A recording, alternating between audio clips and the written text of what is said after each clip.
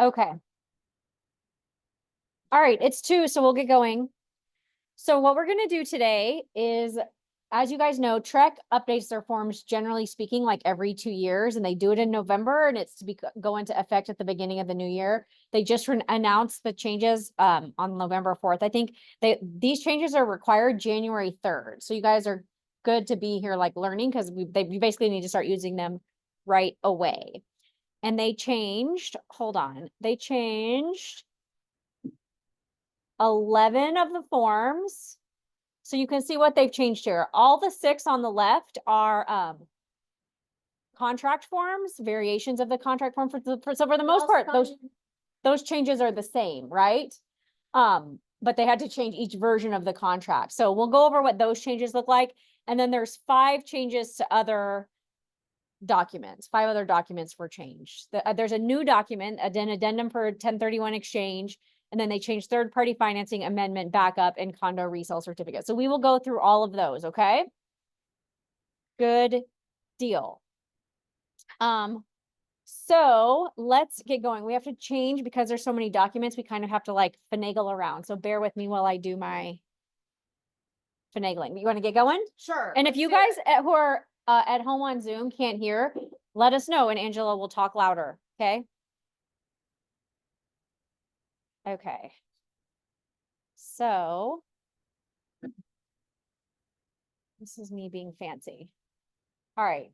So first set of changes. Okay, this is the 1 to 4 contract. So several significant changes in here. We're going to go page by page. And on page 1, there's only one change, and that is down on the lease section. Under natural resource leases, they have added geothermal. So if by chance your property has a geothermal lease, then the seller is required to provide that to the buyer. And then just as we kick off to get going, you guys need to pay attention. The forms that you're using will now say 11/4/2024 in the corner here, okay? So if yours says 11/7/2022, that's the old version. You're required to use the new version on January 3rd. And so reach out will be updated and zip forms will be updated. But if you have your own template saved, you need to update your templates to the new version, because they're not going to automatically do that, okay? And there aren't forms out now. It's just the red lines. Is that yes? Yes. Yeah. Which is annoying, but how they do it. Yeah. So okay. So these are red lines where it highlights what the changes are. So you can see additions are in blue, deletions are in red. So we'll keep scrolling. Yeah, so page 2, there are no changes. Okay, one of the big changes to the contract has to do with the survey and the T47. So there's a new document out, and it's called the T47.1. And this you may still use the T47, which you guys know has to be notarized. But the new document, it's called the T47.1. It's the same as the T47, except it does not have to be notarized. There is a I know, good change, right? There is a declaration where the seller is saying, but not to a notary, that no changes have been made, or the changes that they're noting have been made. So I'm going to show you guys the declaration. I just have to find it. So again, bear with me. Okay. Sorry, I'm dragging. Yes, it can be sent by DocuSign. On or just after you know what? We'll probably go ahead and put that one up, because that form is already up. But here's the problem. If you use the declaration with the 2022 version of the contract, it doesn't allow for the T47.1, so you wouldn't be in compliance. Yeah, unless you got one of us to approve tweaking up the language. Right, so here's the new document. So T47.1, residential real property declaration in lieu of affidavit. So it's really the same thing, but the signature block you can see on the second page is just it's tricky because it looks like a notary, but it's not. Yeah, you declare under the penalty of perjury that the foregoing is true and correct. Yeah, so So you do the same, like Doreen said, like the notary, you executed in Blake County, sign. And it does require your date of birth. So just FYI. So like, I can be by myself and fill this out, right? Zareen Khan, date of birth, address, executed in Tarrant County, state of Texas on the 2nd day of December, 2024, and sign it. You don't need a notary. So that's a huge change for you guys, right? To make it feel more official. No, no, the seller. You're right. This is as if I were the seller. So one thing when you guys are filling out the, it puts the date of the survey. So this document is actually a little bit different. So, okay. Yeah, Is that where the name goes or when it changes? right. Or you put, Added a construction of new pool, fence, yeah. or, new driveway, something like that. Yes. And the title company will let us use this because mine never would let us DocuSign. Well, that's the change. So the contract has changed now. Oh, yeah, they I know mean, it. So if- there's no, if you couldn't DocuSign a T-47 because it had to be notarized, and this does not have to be notarized. Yes, Penny. If there is, but the title company has to approve. all of Yes, this. it still has to be approved. Sometimes there would be a title company that's still gonna require you to get the affidavit or this, or do you think they'll care? I don't think they'll care. If they'll care, they may have an issue with the survey, right? If you're really using old. an old survey and there's a new fence and there's a pool and stuff like that, just before where the title company and the lender have to buy off on it. Also, guys, I'll just get on my little Zareen soapbox here that when you are helping these clients buy like luxury properties, they should get a new survey. Unless the survey is like 1 or 2 years old and no changes have been made, the value of your title policy and what is being insured references the survey so much. It should be a new survey. That if I were helping someone buy a luxury property, I would for sure be like, you should get your own new survey. That's my opinion. It's like what, maybe $1,000 and like Yeah, well worth yeah. it. Okay. Okay, so back to other changes in the survey section of the contract. So, again, it's added the language saying that, seller's existing survey and a residential property affidavit or declaration, which we just talked about. And then it says, so if the buyer is obtaining a new survey at the seller's expense, no later than 3 days prior to closing, if the seller fails to furnish within the time prescribed below both the existing survey and the affidavit or declaration. So, if they don't do both, so you can't have one without the other. You can't give them just the survey, but not the affidavit or declaration. And just having it in media or transaction desk in Netris is not sufficient. You need to proactively send that to the buyer's agent for that. So, and if the seller fails to furnish both the survey and the affidavit of declaration, then the same thing, the buyers, you say, as always, if it's not accepted by the title company or the lender, who has to buy the new one. So nothing's changed about the Yeah. way, nothing's really changed in that paragraph.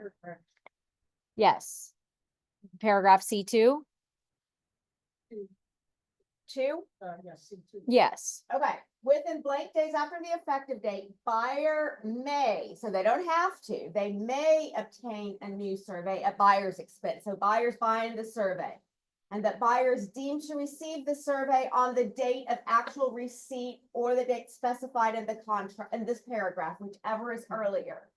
If buyer fails to obtain the survey, buyer may not terminate the contract under paragraph 2B of the third party financing addendum because the survey was not obtained. So if it's the buyer's responsibility and they don't get the survey, they can't use that as an excuse to.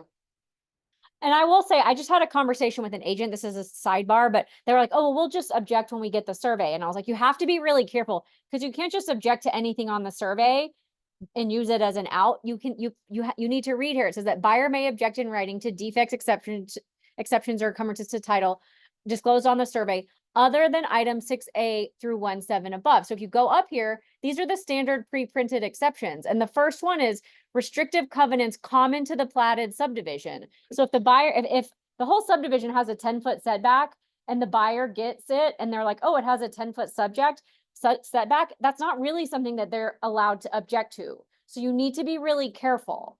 Now, if you had written, you know, construction of a 7,000 square foot home and you can't do that because of the setback, then you can. So you just don't just assume you can object on something because of the survey, okay?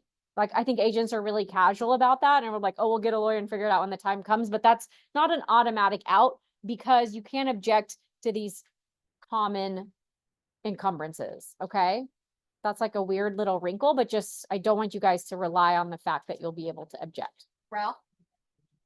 Yes, that's not a change, that's just me being anal retentive.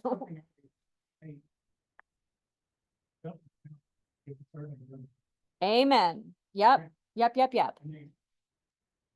Okay, are we good with the survey? Do you guys have questions about this? Okay, All right, onward. We're gonna go to page 4, down here. yes. There is a new, this is the section with different notices, and there's a new one, a certificate of mold remediation, that if a property has been remediated for mold, the seller must provide to buyer each certificate of mold damage remediation issued under section blah, blah, blah of the occupations code during the 5 years preceding the sale of the property. So if they're within the past 5 years, there's been mold and they found out about it, they cleaned it up, they should have been issued by the mold remediation company a certificate. They need to provide that. Now, this goes hand in hand already with the survey. I'm sorry, with the seller's disclosure. Because it says in the seller's disclosure, on the Texas Association of Realtors version, that you have to, that's one of the questions on there, that if there was an environmental hazard such as mold, if yes, attach any other document identifying the extent of the remediation, like a mold remediation thing. So again, this is prior mold. This isn't mold that comes up during your inspection. This is Yes, prior. if it's been remediated for mold. Yes. So Ralph?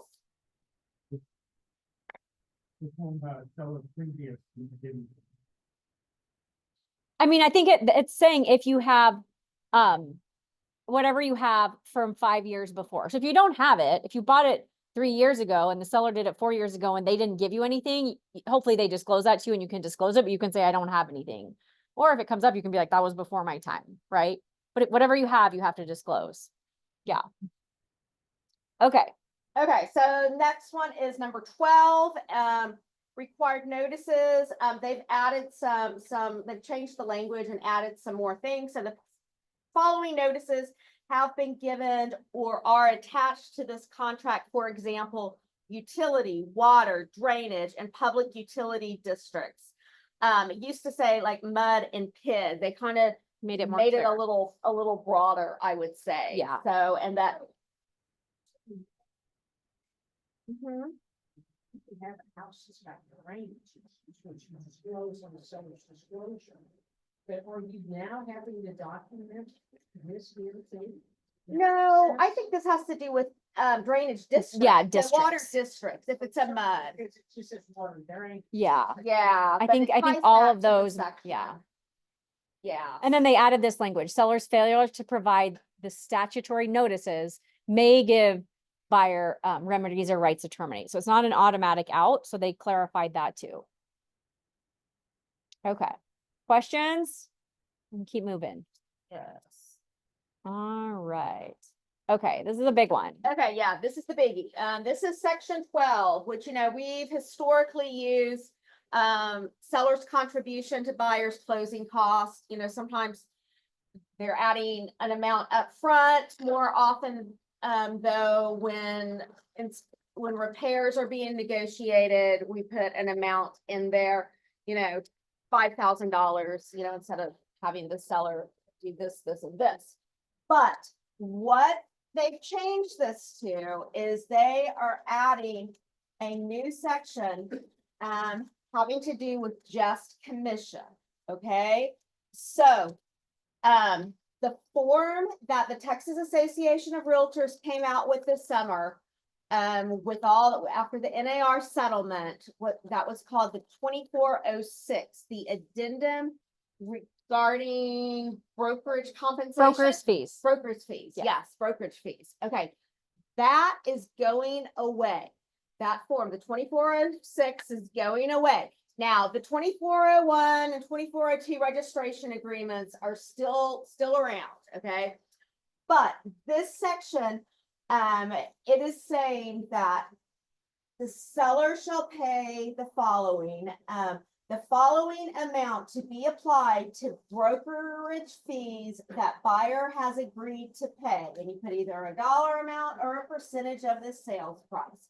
So this would be that if you have a seller that is directly paying the buyer agent commission, okay, it's not being run through the listing agreement, you know, in conjunction with a 2402 compensation between brokers.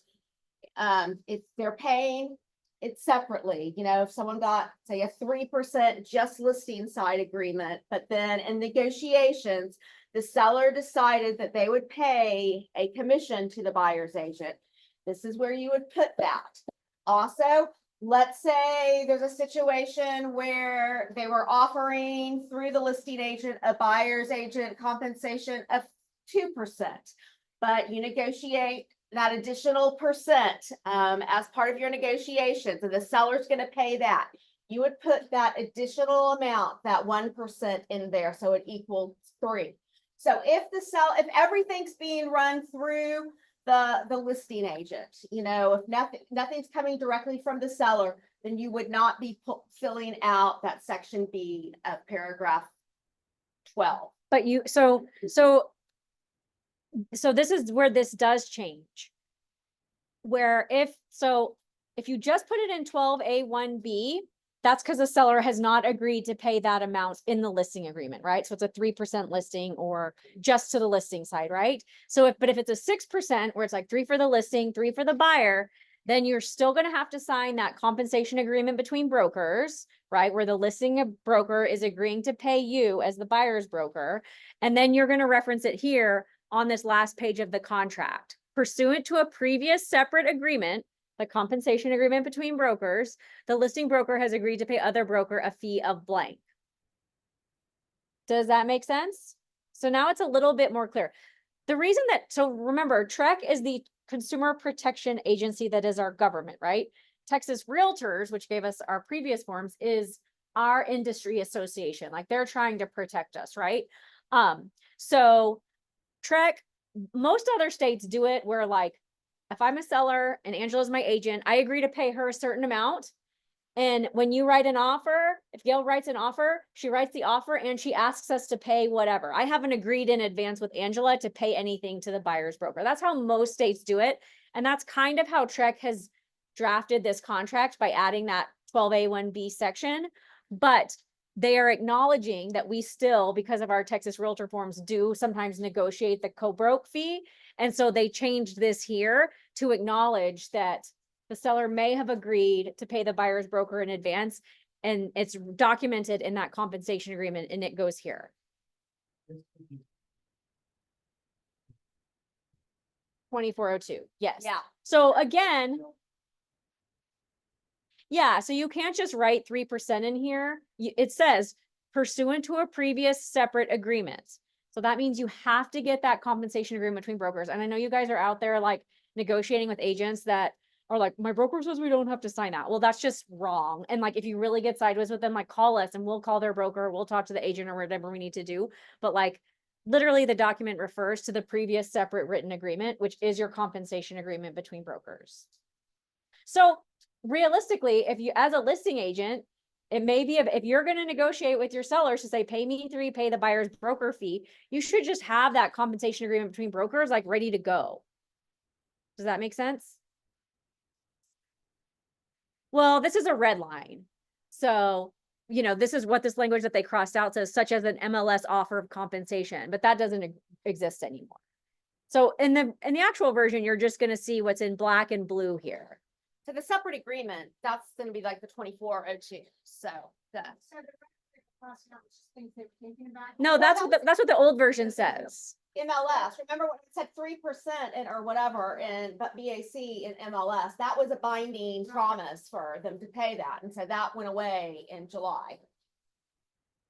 Well, these when you get up there, if you're wanting, repairs on $5,000 for clothing.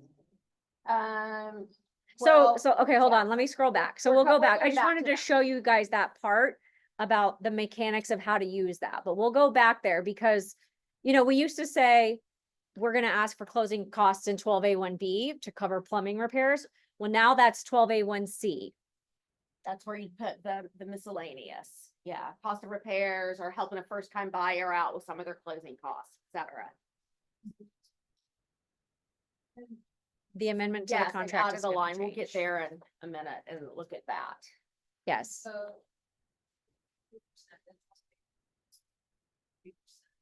She said, no, so that Lauren just asked if the seller has agreed to pay, you know, listing agent 3 and buyer's agent 3, would we put 3% in 12A1B? And the answer is no. You only put it on the last page of the contract because we're getting paid by the broker, not by the seller. And then we'd have the 2402 compensation agreement between brokers, which would document that. Yes. So yeah. Yes. And Casey is asking online, so the addendum regarding broker's fees is no longer required or needed at all. And it's like, yes, we can light that document on fire, right? Once we Yes. start using this version of the form. Okay, I don't think they make them available until the day they go into effect, which is really stupid. Yeah, January. January 3rd. But I think they say you can start using it, but I don't know how to I access know, them. I've always wondered that same. They're like, you can use them, but you must use them by this day, but I don't know how to get to them. So Yeah, if we find them in the meantime, we'll let you know. yeah. Yes. Okay. Okay. Questions about this? Yeah, can I? Well, okay, on B, it says the brokerage fees the buyer has agreed to pay, so that has to be part of the contract now?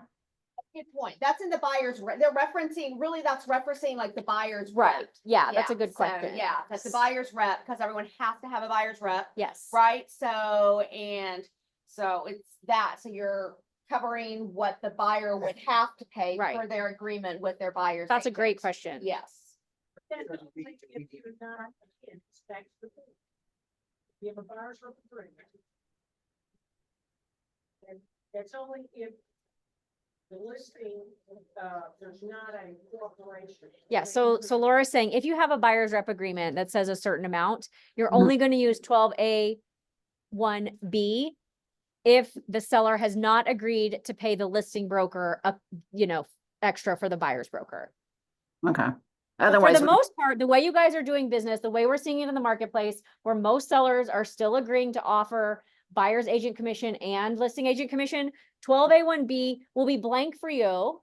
And you're going to fill out that last page and sign the compensation agreement between brokers. So that's really how you guys are operating the majority of the time.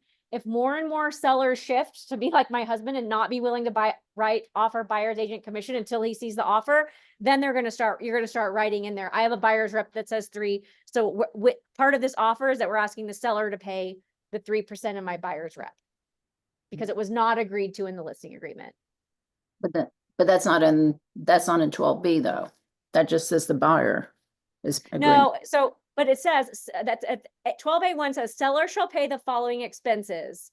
This amount that the buyer has agreed to pay. It is confusing, you're It is right. confusing how it's written. But the yeah. reason that it says that the buyer has agreed to pay is because they want to make sure that you have already agreed in writing with your buyer and you have some type of representation agreement. I'm talking to the speaker. I don't know why.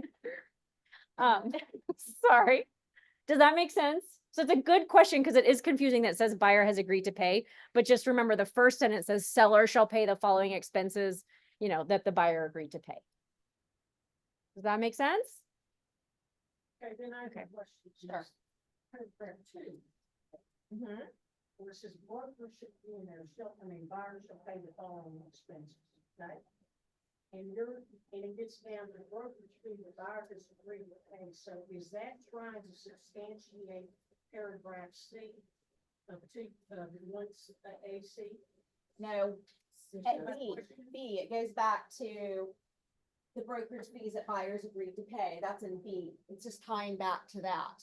Yeah, so this says, okay, so you'll see that this language, seller will pay the following amount to be applied to brokerage fees that buyer has agreed to pay. So I think they stuck in that extra in case the seller's like, okay, fine, I'll pay 2, but your buyer's rep says 3. So that's where it's still saying you still have to pay the 1. Does that make sense? No, No.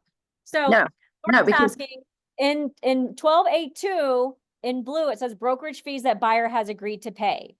Well, she says, but up in 12A1B, it says that the seller is going to agree to pay that. And they just stuck that little phrase in there at the bottom because if the seller only agrees to pay 2, but the buyer has agreed to pay 3, then the buyer is still going to be responsible for that 1% because of that little language that they added there. but so generally we'll have 3% in B then. Yeah, yeah. But if your buyer's rep was for No, the difference. Yeah, the difference between. So it could be anything. general, Okay. so the way that the market is operating right now, where sellers for the most part are agreeing to pay the buyer's broker's fee, Right, you're and not pull out 12A1B because that's in a separate written agreement between you and the buyers and the listing agent, right? So most of the time, you're going to have that compensation agreement between brokers because the seller has agreed in advance to pay X amount. In the situation where whatever the seller has agreed to in advance doesn't cover what the buyer's rep says, you're either going to ask for it here, right? You're going to ask for the difference, or the buyer's just going to pay the difference. okay, but I'm talking about like if I'm have a seller. Okay, and they're offering 3% to the buyer's agent, is that covered in paragraph 12 then? No, No. No. What it needs. that's covered. That's covered. You're going to get a compensation agreement between brokers signed by the listing broker, and the Right. listing broker is going to pay that buyer's broker fee. Okay, Does that help? I guess, yeah, so basically this is just done, if you're representing the buyer, you have to fill that part out, B. No, if the seller isn't, if the listing agent isn't already offering the buyer's agent compensation. Is when you Okay. fill it out and you're Yeah. collecting directly from the BAC directly from the seller. Okay, So like I said, my husband, if we listed our house, he would say, we're going to pay the listing agent 3%, and we're not offering anything up front until we see the offer. And if someone writes us a full price offer and asks us to pay their buyers, I'm still talking up there, and asks us to pay 3% to their buyer's agent, we'll do it. But if they write us a very terrible offer, we're not going to pay their buyer's broker anyway. Why would I agree in advance? So in that case, the buyer's broker, if they called me and they said, Zareen, what is the buyer's broker compensation? I said, it's 0. Then they're going to have to write in here and ask the seller to pay whatever their buyer's rep says. except that it says the seller is gonna pay, yeah, so you're agreeing to Yeah, pay. the seller is going to pay. Yeah. The seller's paying the expenses that the buyer has already agreed to pay. It is confusing. Donna? Mhm. Problem that I thought. Okay. Awesome. And I feel really comfortable saying, go ahead and write in there so that so will take that other 1 point. Mm-hmm. So I'm covered there. And then if my listing is 3%, then they don't need to worry about that. And I was worried because I was writing in on that first thing and attaching it that the seller must pay 70 to 3% of funding, but it's not a problem. So this is great for all of us. We're out of the problem now. The first one is that we can't get a 3% listing, only put it in there. Mm-hmm. Or if we got a 3% listing, to bid that, just put it in there. So it's a double protection for us. Yeah, I think we're gonna get used to it. We're gonna get used to it real quickly. Yeah, yeah. One less piece of paper, it's Yes. just gonna be. And we have a question online. So Christine says, would you use 12(1)B if the listing agent, because this is happening to you guys a lot, just send me your offer with whatever compensation you want. And that's really annoying. And you guys need to remember that when you're listing agents, like if you have negotiated with your seller that they're going to pay a certain amount, it does not make sense to hide the ball and not tell the agent. If you have a seller that's like, well, I don't know how much I'm going to pay until I see the offer, then they're a 0% seller, like my husband, right? They don't want to offer, they don't agree to pay any amount until they see what the offers look like. Okay. And that's not catastrophic. That's fine. Because if you write the best offer and you ask for your 3% here, it may be better. Right. So does that make sense? Christine, Can does I that ask a answer your question? question? She Can I says, ask- what would you use 12(1)(b)? Yes. If they're being cagey and weird, which doesn't make sense, if you have the seller already agreed in writing in the listing agreement to pay a certain amount, they should tell that amount. Because if they're being weird about it, then they're not really committed to that amount and it should be 0. But if you're in that situation, just write in what you're asking. And then they're going to have to clean up the paperwork on the back end if what you have written is different than what they have in their agreement. Okay. But Doreen, Doreen, Yes. got a question? yeah. Okay. Okay, so let's say this is the deal with Zorene's husband, and the offer is really good, and so he agrees to pay the 3%. After there's an inspection and there's a major problem with the foundation that he's gonna have to pay to repair.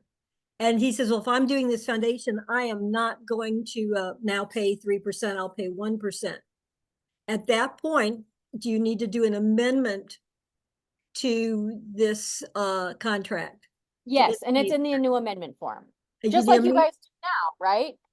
So, Yes. so then at that point, he's gonna pay that 1% directly, so you have to change on the amendment 12B. Yeah, Because and he it's in the Because he amendment. never so agreed we'll up get front to do the 3%.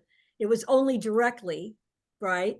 And so that's what we would be changing, is the paragraph 12B, AB, there. right? Okay.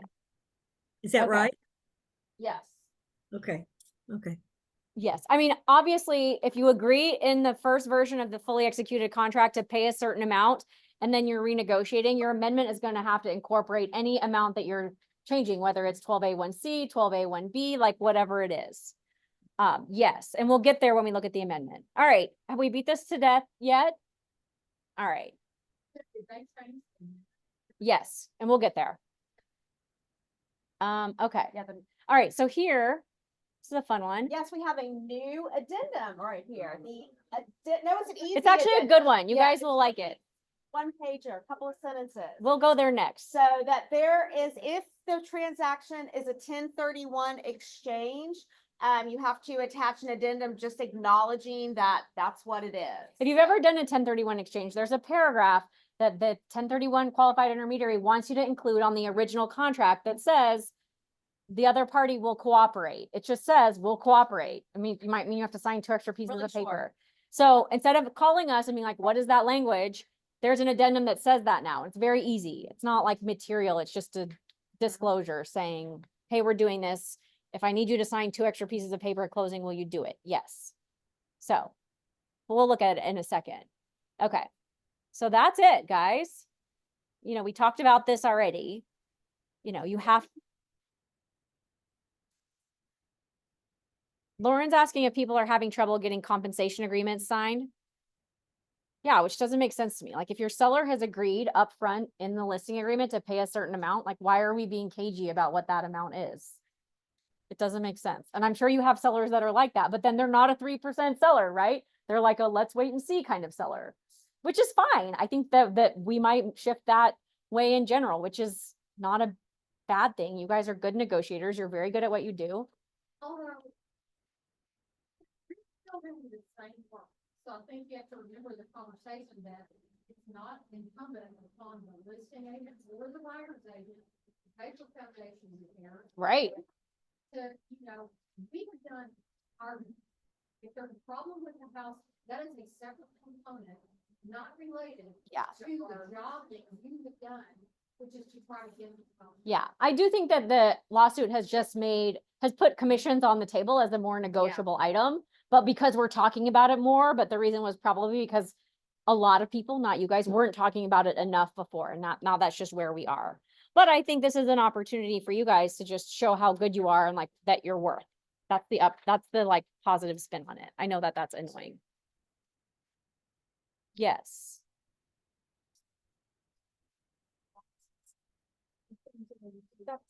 section 22. That's right this here. section. So they're not checking boxes for the 20. No, because this is the TREC form, right? TREC is not gonna acknowledge our Realtor Association. And it's between the that document's between the listing agent and the buyer's agent, not the Right, buyer they're and not- seller. You know, the Yeah. parties to this contract are the buyer and the seller, and the parties to that contract are the listing broker and the buyer's broker. They are kind of acknowledging it here, right? Pursuant to a separate agreement. Okay, all right, so I'm gonna show you guys real quick the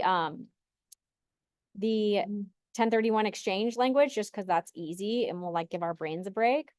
Let's see. Here. Okay. So this is what this looks like. And before it was just a paragraph that you wrote in. But it says, you know, seller or buyer, whoever's doing the 1031 is disclosing that they intend to use the property to accomplish the 1031 like kind exchange. And the parties will reasonably cooperate to accomplish the exchange, provided you're not going to incur any additional expense or liability, and closing will not be so it's as gentle language as possible to like disclose and acknowledge that, yes, this person's doing a 1031 exchange and I will cooperate. Before we had to write all that in, so now they just gave us an addendum. Good? All right, that one was easy. Okay, do we want to go through the other forms of the let's go through the rest of the addendums Yeah. and then we can come Yeah. back. Okay. So now there are changes to all, like there's new home complete, new home incomplete, unimproved property, farm and ranch. Actually, let's look at unimproved property Okay. because it does have that areas thing. Okay. Okie dokie. Okay. So they've added a section, and the farm and ranch contract had something similar, has something Unimproved similar. property, yes. Yes, but now the unimproved property has this, that you will check whether or not the price will be adjusted based on a new survey. So if it's a little bigger, you know, you just do the math and, Because a lot of times with farm and ranches or unimproved property, you're negotiating like a per acre price, and then you get your survey back and it's 70 acres smaller than you thought it was. That could be substantial. So in raw land deals like farm and ranch or this, you can adjust sometimes the price based on a per acre price. So that's just a little nugget for you guys to remember. But this, you'll see same change, geothermal, the changes carry throughout the survey. So there's, like we said, there's 6 different contracts, but the changes for the most part are the same. Okay. Okay. So now I was going to share the, third party or backup. yes, let's see. Here's the third party financing. Okay, third party financing. The biggest change on this has to do with buyer approval. So and this is It's a given big one. change.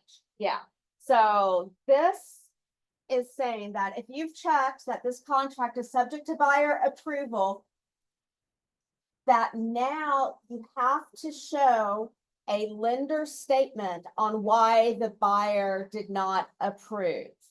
So just like we've had this requirement on the property approval, right? So we've been doing that, but you haven't. So people have been manipulating this section. They've, you know, let's say you had a 7-day option period and a 20-day financing period. And on day 18, buyer changes their mind. People were just saying, no, my buyer didn't make approval. They can't buy it. And as the contract was written, that could be an out. There was no substantiation, you know, documentation. So this makes it a lot more ethical and honest. So I always thought it was slimy when that happened Right. before. So it's a good change, I would say. So that's the different. house. That's property approved. This is just the buyer, buyer's income, debt, credit worthiness, just all them, not the house. I may be being too little. What I got stuff on, I read this earlier. It says if the buyer pays the bank, it gives them permission for them to get the earnest money. But it's not clear about earnest money for selling. Does that make sense? Well, I mean, if the buyer terminates because they were unable to qualify for financing individually, they're gonna ask for their earnest money back.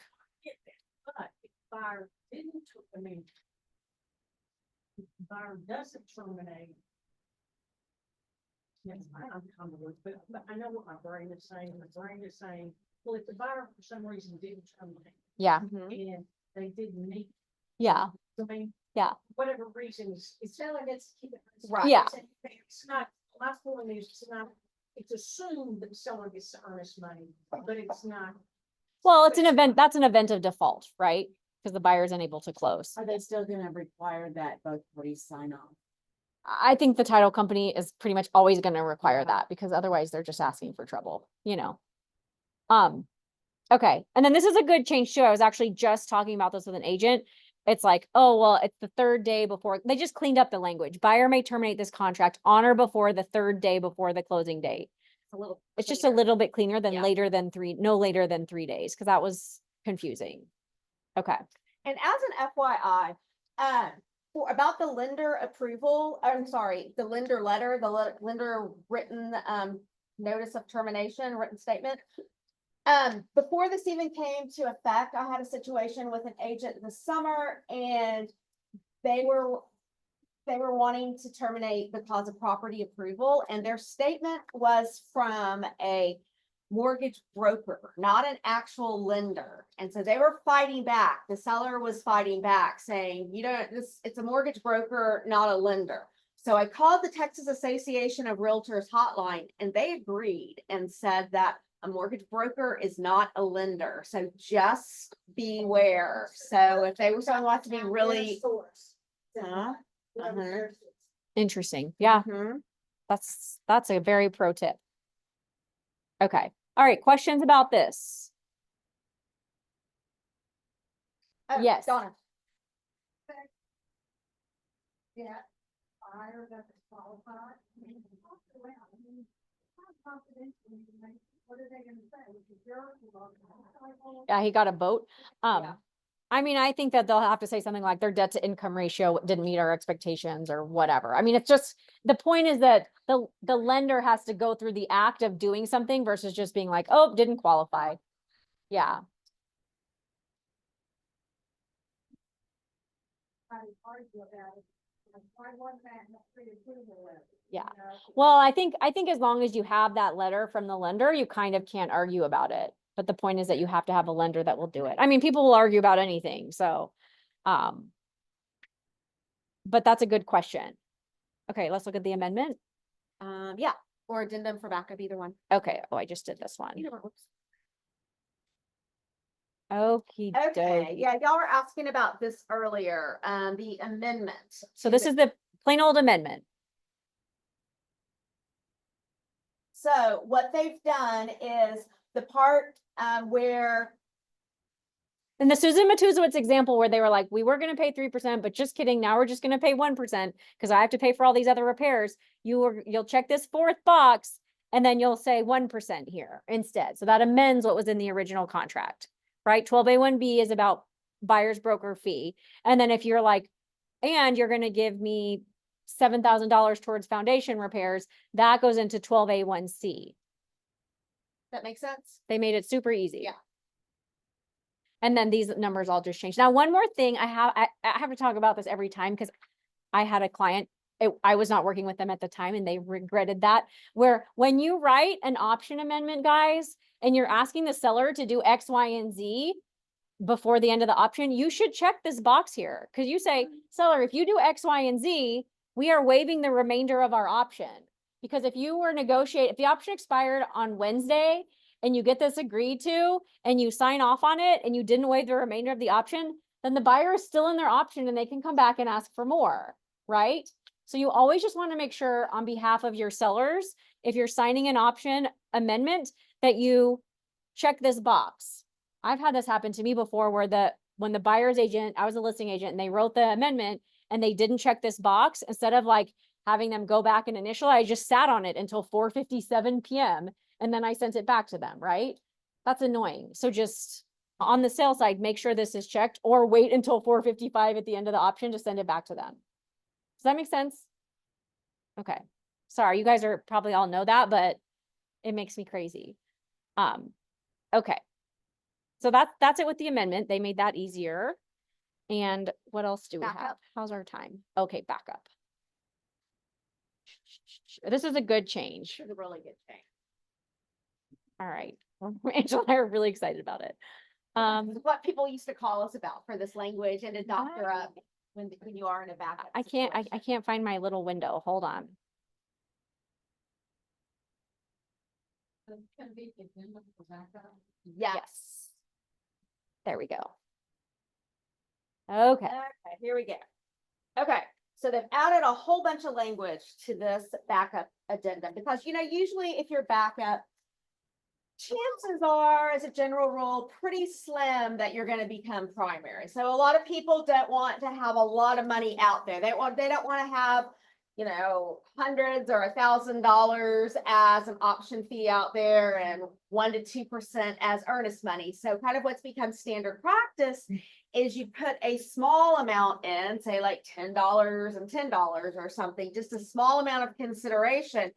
And then you'd ask Zareen and I to write language for you, saying that if and when you become primary, then you would put the bigger portions of, the real amount, right? So now the way that TREC has drafted this, it takes care of all of that. So it says, buyer shall deliver the earnest money and option money as provided in paragraph 5 of the backup contract. So that's paragraph 5, that's the regular section of the contract.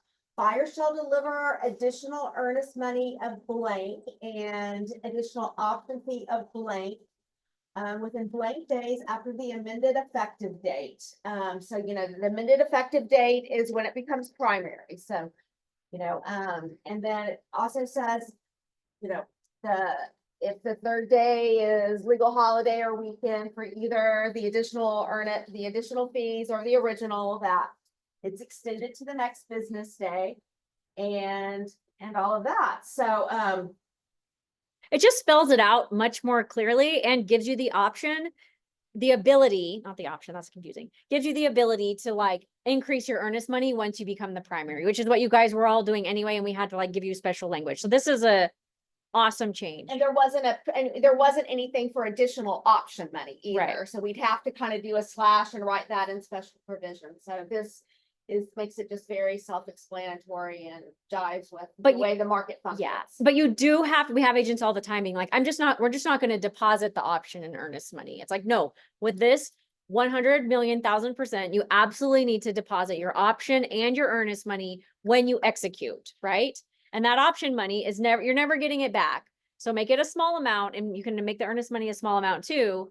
And then you can add more, but you have to do it. People are always like, oh, we just won't deposit it, right? Don't do that. Follow it and do it the right way. Okay. Yeah. $10. Yes. Yeah. $10 option fee, 100,000 escrow or whatever. I mean, Or even some will do less. They'll do Yeah. like 10 or 20, just $5, Yeah. $10. whatever works. additional. Yes. Yeah. That's a good question. Yes, good way to phrase that. Okay. So that was a good change. Spelling it all out. Yes. That's it. Okay.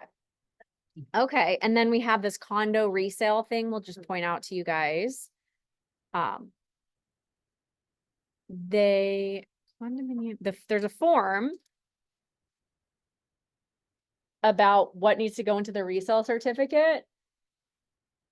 Most big condominium associations are not using the TREC form, but TREC does have a form that meets the minimum statutory requirements of what an HOA has to disclose in the resale certificate. So this is the form. And they just changed, there must have been some bad lawsuit or case where this language was confused. And so now it says the board has no knowledge that any alterations or improvements to the unit or to the common elements assigned to that unit violate the declarations or association rules. So they changed it, no knowledge of, they just cleaned up the language. But this just makes you guys aware that this is section 82.157 of the Texas Property Code is what is statutorily required. from HOAs, and then they cleaned this up. Yes, this is not you guys are never gonna have to fill this out. The HOA companies and HOA management companies will have to fill it out. Just makes. Right. Right, so you're gonna get your HOA docs, but then you're also gonna get this resale certificate that gives like a snapshot of where are we financially, what lawsuits do we have going on, what are our reserves, et cetera, et cetera. She say that they can still, they'll still sometimes use their own. Yeah, I mean, like if there's like a 3-unit condo that like one of the owners manages the HOA, they probably go and find this form and fill it out. If you're contacting some like large HOA management company, it's not going to be on this piece of paper, the resale certificate that your client gets, but it will still meet the statutory requirements that are in here.